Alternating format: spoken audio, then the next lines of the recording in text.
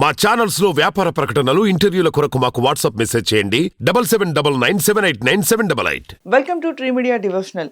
అంకెల్లో అదృష్టం కార్యక్రమానికి స్వాగతం.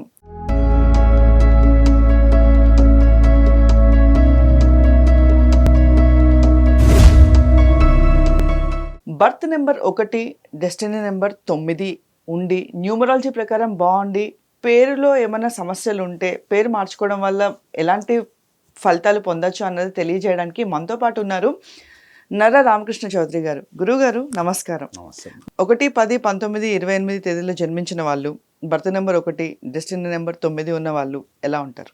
ఓకేనమ్మా, ఈ బర్త్ నెంబర్ డెస్టినీ నెంబర్ కనుక్కోవాలి ముందు.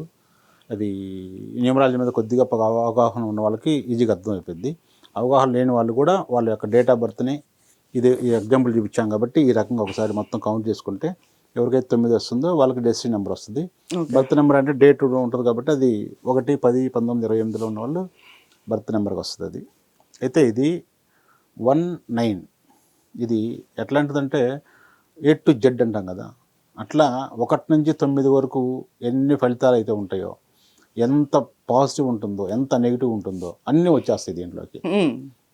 ప్లస్లు మైనస్లు వస్తుంటాయి.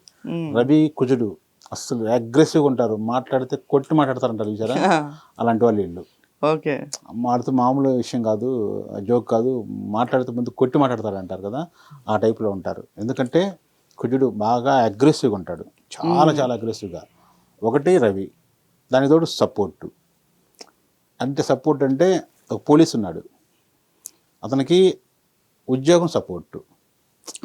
పోలీస్ అనేది ఒక ఒక సర్టిఫికేట్, అది వాళ్ళకు ఒక హోదా తీసుకొచ్చింది. అది దాంతోపాటు ఈ 9 అగ్రెసివ్గా ఉంటారు. ఇక దానికి కావాల్సింది ఏమో తిరిగేలేదు, కొట్టినా కానీ అడిగేవాడు లేడు. ఓకే, అంటే అంత రవి ఉన్నాడు సపోర్టు. రవి ఎవరంటే నీకు పక్కన జాబ్ ఉంది, ఆ రకంగా ఉంటారు. కాబట్టి దీనివల్ల ఏమవుతుందంటే, సరే జాబ్ వచ్చిన వాళ్ళు ఉద్యోగస్తులు అయితే వాళ్ళ వృత్తి ధర్మం వాళ్ళు చేయాలి, చేయకపోతే అది అన్యాయం. పోలీస్ అనేవాడు పోలీస్ పాత్ర చేయకుండా కూర్చోబెట్టి అదమ్మా ఇదమ్మా అని చెప్తే దొంగ ఆడపడుసులో కొట్టేస్తారు. చేసినట్టు కాదు, లేదు చెయ్యాలి, వాడి పనే చెయ్యాలి, ఎవరి పనే వాళ్ళు చెయ్యాలి. ఇప్పుడు డాక్టర్ ఉన్నాడు, ఇంజక్షన్ చేసేటప్పుడు పిల్లలకి, చిన్నపిల్లలకి, పెద్దవాళ్ళంటే ఓకే, చిన్నపిల్లలు వాళ్ళు ఏడుస్తారని చెప్పి ఇంజక్షన్ చేయకపోతే ఇబ్బందే కదా. అట్లానే పోలీస్ అనే వ్యక్తి కూడా అతని పాత్ర అతను చేయాల్సిందే. అంటే అలాంటి క్యారెక్టర్లకి, అలాంటి ఉద్యోగాలకి, అలాంటి వృత్తులు వాటికి వీళ్ళు పనికి వస్తారు. 10 మంది అజమాయిషి చేసేవాళ్ళు కానీ అలాంటి వాటిలో వీళ్ళు బాగా పనిచేస్తారు. అట్లా ఉంటేనే వాళ్ళు మాట వింటారు. కాకపోతే అది వృత్తిపరంగా బాగానే ఉంటుంది. మరి ఆ వృత్తి రాకపోతే పరిస్థితి ఏంటి? పోలీస్ జాబ్ రాలేదు అంటే ఎగ్జాంపుల్ చెప్తున్న, పోలీస్ అనేది ఆ జాబ్ రాకపోతే వాళ్ళ పరిస్థితి ఏంటి? ఏం చేయాలి మరి? అది ఆ పవర్ ఎక్కడ ఉపయోగించాలి? ఎక్కడోసారి ఉపయోగించాలి, పవర్ ఉంది. కాకపోతే వెనక బ్యాక్గ్రౌండ్ లేదు, సపోర్ట్ లేదు. ఎప్పుడు ఉండదు? నీకు పేరులో కనుక ఏదైనా నెగిటివ్ ఉన్నప్పుడు ఓకే, సరిగ్గా సపోర్ట్ రాదు. ఒకటే పని, ఇప్పుడు శంకులో పోస్తే తీర్థం వద్దంటారు, ఆ వాటరే. అది మామూలు విడిగి వస్తే మామూలు వాటర్. వీళ్ళకి అది లేదు, వీళ్ళు మామూలు వాటర్గానే ఉండిపోతారు, వీళ్ళు తీర్థం కాలేకపోతున్నారు. ఎందుకు కాలేకపోతున్నారు? నేమ్లో ఉన్నప్పుడు. అప్పుడు మరి వీళ్ళు ఎలా చేస్తారంటే నెగిటివ్ ప్రభావం వల్ల, ఇప్పుడు ఒక బైక్ మీద వెళ్తున్నారు, సపోజ్ వెళ్తున్నప్పుడు పక్కవాడు ఏదైనా ఆపి చిన్నగా గొడవైంది, దిగి టకటక కుట్టేస్తాడు వీడు. అసలు కొడుతున్నాము, పక్కన ఎవరైనా ఉంటారేమో, వాళ్ళకి సంబంధించిన మనుషులు ఉంటారేమో, మన పరిస్థితి ఏంటి, మనం ఒక్కళ్ళే ఉన్నామని అది కూడా ఉండదు, ముందు చేసేస్తారు. జెంట్స్ అయితే, లేడీస్లో కూడా అందరూ ఉంటారు. ఈ డేట్ ఆఫ్ బర్త్లో జెంట్స్ ఉంటారు, లేడీస్ ఉంటారు. లేడీస్ కూడా అంటే అంత అగ్రెసివ్గా ఉంటారు. దీనివల్ల ఏమవుతుందంటే జెంట్స్ ఇబ్బంది పడిపోతారు. ఇప్పుడు అందరూ అని కాదు కానీ ఈ నెంబర్లో ఉన్నవాళ్ళు, నెగిటివ్ నెంబర్ ఉన్నవాళ్ళు, ఈ date of birth destiny number ఉన్నవాళ్ళు, లేడీస్ విషయంలో కూడా కొంచెం కొన్ని సమాజానికి పనికొచ్చే పనులు కాకుండా అసాంఘిక కార్యకలాపాలు పాల్గొనడానికి కూడా అవకాశాలు ఉంటాయి. అంటే అందరికీ అన్ని ఆమోదయోగ్యమైనవి ఉండవు. ఇట్లా మనకేమవుతుందంటే చాలా విచిత్రమైన సంఘటన ఇది. ఒక వ్యక్తి నా దగ్గరకు వచ్చాడు, అతను క్యాటరింగ్ చేసుకుంటాడు, మామూలు క్యాటరింగ్ పనులు అవి చేస్తూ ఉంటుంటాడు, డబ్బు బాగా సంపాదిస్తాడు, భార్య అంటే బాగా ప్రేమ. భార్య చేసే తప్పులు కూడా తెలుసు అతనికి, తెలుసు. కానీ మారుతుంది, ఎప్పుడో ఏదో రకంగా మారచ్చు, మారటానికి అవకాశం ఉంది అనే ఒక నమ్మకం అతనికి. ఈ ఎప్పుడు బాగా డబ్బు సంపాదించి తీసుకొచ్చి సాయంత్రం నైట్ 11, 12 వచ్చిన తర్వాత కూడా తీసుకొచ్చి వచ్చేసరికి పడుకుంటారు, ఆయన పట్టించుకోరు, ఆయన లెక్క చేయరు. అయినా కానీ పిల్లలు ఉన్నారు, పిల్లల కోసం ఆయన సంసారాన్ని అలా ఎదుకొస్తూ ఉన్నారు. సరే చాలా కష్టాలు పడుతున్నారు, చాలా ఈ డబ్బంతా తీసుకెళ్ళామా లగ్జరీగా అనిపించేసింది. ప్లస్ రిలేషన్షిప్ మెయింటైన్ చేసేది ఒకరు కాదు, నచ్చిన వాళ్ళతో రిలేషన్షిప్ మెయింటైన్ చేయటం, ఆ విషయం కూడా అతనికి తెలుసు. ఒక మగవాడికి ఆ విషయాలు తెలిసి కూడా ఉన్నాడంటే అతను చాలా గొప్ప వ్యక్తి. అంటే ఏదో రకంగా మారుతుంది, ఆ అమ్మాయి అంటే నాకు ఇష్టం, ప్లస్ పిల్లలు ఉన్నారు. ఒక రకంగా చూస్తే మనం ఆ వ్యక్తిని అసమర్థుడు అనవచ్చు, ఒక రకంగా చూస్తే గొప్ప వ్యక్తి అనవచ్చు. కొంతమంది కోణంలో చూస్తే అసమర్థుడిలాగా అనుకుంటారు, కొంతమంది పాయింట్ ఆఫ్ వ్యూ చూస్తే ఫ్యామిలీ వీటికి విలువ ఇస్తున్నాడు కాబట్టి ఓర్పుగా ఉంటున్నాడు, గొప్ప వ్యక్తి అని అనొచ్చు. ఇక అతను వచ్చాడు, సార్ మనకి ఇట్లా మీ గురించి వేరే వాళ్ళు చెప్పారు సార్ నాకు, చెప్తే మీకు ఎట్లా అంటే సరే చెప్పండి మీ పరిస్థితి ఏందని చెప్తే నాది కాదు సార్, నా డేట్ ఆఫ్ బర్త్ కాదని, ఇది ఇట్లా ఉందండి ఇది అని చెప్పేసి నాకు మొత్తం చార్ట్ అంతా ఇచ్చాడు. చార్ట్ అంతా ఇచ్చిన తర్వాత ఇప్పుడు మీ దగ్గర నేను వచ్చిన సంగతి తెలిసినా కానీ నన్ను తిట్టింది సార్ మా ఆవిడ.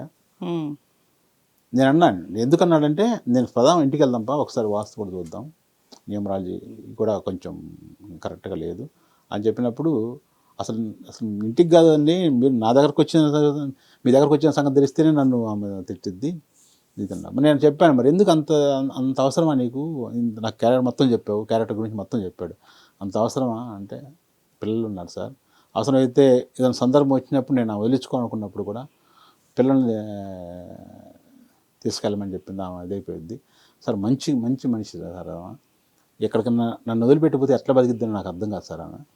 చూడండి ఎంత పాజిటివ్గా ఆలోచించాడు. ఓకే నేను వదిలేసుకుంటాను, పిల్లల్ని తీసుకొచ్చుకుంటాను, నేను పిల్లల్ని పెట్టుకొని చేసుకుంటాను, కానీ బయటికి వెళ్ళిన తర్వాత ఎవడు ఎంత మోసం చేస్తారో తెలియదు సార్, చాలా ఇబ్బంది పడిపోయింది, తెలియదు, అమాయకం మనిషి. సరే అలా వెళ్ళిపోతుంది, అలా ఫ్రెండ్స్తో తిరుగుతుంది, అదే మామూలుగా వేరే రిలేషన్ పెట్టుకొని, కానీ వాళ్ళు మోసం చేస్తారు సార్, కొద్ది రోజులు వాడుకొని వదిలేస్తారు. కానీ ఆ మనిషి పరిస్థితి ఏంటి సార్ అని బాధ వేసింది, అసలు కళ్ళం నీళ్ళు పెట్టాడు ఆయన. ఈ విషయం ఎవరికైనా చెప్పినప్పుడు కూడా మనకు కూడా ఎక్కాలి వస్తుంది, ఎందుకంటే అంత పాజిటివ్గా అర్థం చేసుకున్నాడంటే అసలు చూడండి ఒకసారి. సరే నేను అన్నాను, నాకు అసలు ఇంత చెప్పావు కాబట్టి నాకు ఫీజు కూడా వద్దని చెప్పాను నేను, చేయాలనిపించింది నాకు ఆయనకి, మంచి చేయాలి ఏదో రకంగా అని చెప్పేసి. అసలు ఈ పేర్లు ఆమె రాయదు, ఇవన్నీ చేయదు, ఏం మాట్లాడే పని లేదు. పొద్దున్న లేస్తుంది, ఈయన పొద్దున్న క్యాటరింగ్ అంటే తెలుసు కదా మీకు, ఎర్లీ మార్నింగ్ 4కి 5కి వెళ్ళిపోవాలి, చూసుకోవాలి, అన్ని వంట మొత్తం చూసుకోవాలి, ఎప్పుడో వస్తారు, మళ్ళీ సాయంత్రం మళ్ళీ లేట్ అయిపోయిద్ది, అది పరిస్థితి. డబ్బులు మాత్రం బాగా ఇచ్చేదేం లేదు, తీసుకుంటుందమ్మా, ఈయన సంపాదిస్తున్నాడు, తీసుకుంటుంది, మంచి లగ్జరీ లైఫ్లో వెళ్ళటం ఎంతో చేస్తూ ఉంది. ఇక తర్వాత ఎట్లా చేయాలి ఏంటి అనేది నాకే ఆలోచన చేయాలని అనిపించింది. మామూలుగా ఏంటంటే నేను జనరల్గా మన దగ్గర కస్టమర్ వస్తే, క్లయింట్ వస్తే వాళ్ళతో మాట్లాడితే వాళ్ళు ఎంతవరకు కావాలో అంతవరకు చేసి పంపించేస్తాం. సరే ఇలాంటి మనిషికి మన పర్సనల్గా ఏదైనా చేయాలనిపించేసి సరే నేను చెప్పాను, ఒకరోజు నేను వస్తాను, పర్లేదు, నేను తిట్టినా పర్వాలేదు, ఆమెతో మాట్లాడతాను అని చెప్పేసి అతను న్యూమరాలజీ గురించి కానీ, ఈ పేరు గురించి కానీ, అసలు ఈ వాస్తు గురించి కూడా ఏం పట్టించుకోలేదు. అసలు ముందు కాసేపు మాట్లాడదాం అంతోటి అని చెప్పేసి మాట్లాడితే నిజంగా ఆయన చెప్పినట్టు అమాయకురాలే. కొన్ని ఇన్సిడెంట్ చెప్పాను, నేను చూసిన ఇన్సిడెంట్ చెప్పాను. చెప్పిన తర్వాత ఇట్లా అవతల వాళ్ళమ్మ, నీకు ఒకటే గుర్తుపెట్టుకో, నువ్వు ఎవరితో అయితే నువ్వు తిరుగుతున్నావో వాళ్ళ పిల్లల్ని కానీ వాళ్ళ భార్యలను కానీ వాళ్ళు ఏమైనా నిర్లక్ష్యం చేస్తున్నారా, చేయట్లేదు కదా, ఒకసారి ఆలోచించు, ఒకసారి ట్రై చేయండి, ఒకసారి అడుగు వాళ్ళని, నేను ఎక్కువ వాళ్ళు ఎక్కువ అని ఒకసారి అడుగు. ఏమొద్దు, మీ ఎన్ని ఏం చేయొద్దు, అడుగు. మీ ఇద్దరు కంపారిజన్ వచ్చినప్పుడు ఎవరికి విలువ ఇస్తారని చెప్పమన్నా ఒకసారి రాసుకో.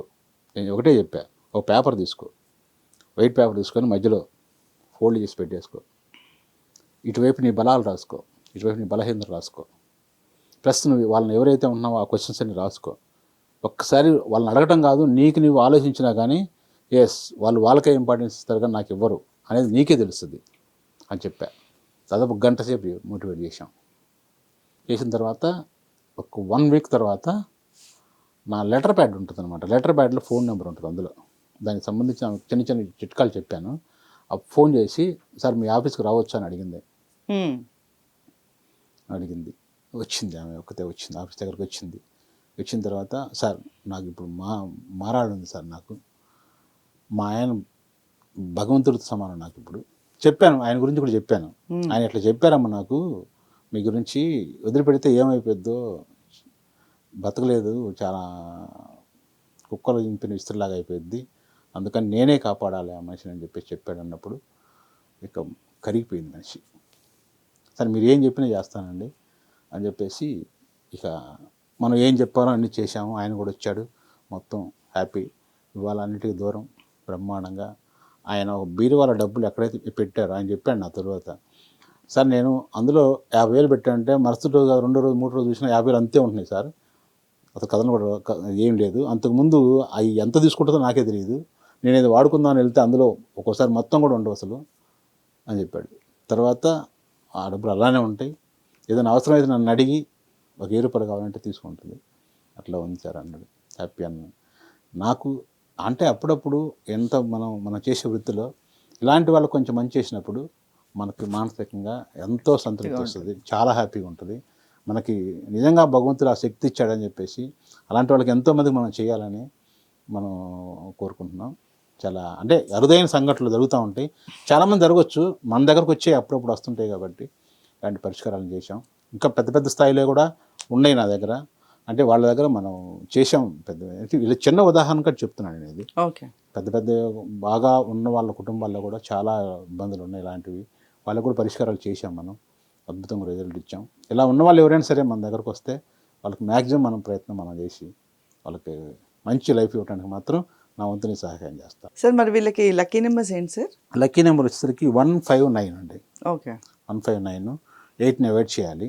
వీళ్ళు ఏం చేస్తారంటే ఎక్కువగా మనకి ఆదిత్య హృదయం ఒకటి చదువుకుంటుండాలి, సూర్య నమస్కారం చేసుకుంటూ, కుజులకు సంబంధించిన ఏదైనా దోషాలున్నా సుబ్రహ్మణ్య స్వామి టెంపుల్కి వెళ్ళటం అట్లా చేసుకుంటే కొంచెం ఇబ్బంది లేకుండా ఉంటుంటుంది. పేరులో చిన్న చిన్న లోపాలు ఉన్నా కానీ ఇలాంటివి చేసుకుంటే హ్యాపీగా ఉంటుంది. సో చూసారుగా గురువుగారు చెప్పింది, మీ లైఫ్లో ఏదైనా నెగిటివిటీ ఉంటే కొంచెం ఆ పేరుని మార్చుకోవడం వల్ల అది పాజిటివ్గా మారి మీకు మంచి ఫలితాలు ఇచ్చే అవకాశం ఉంది. సో ఇంకా దాని గురించి తెలుసుకోవాలి అనుకుంటే గురువుగారిని సంప్రదించండి. ధన్యవాదాలు గురువుగారు.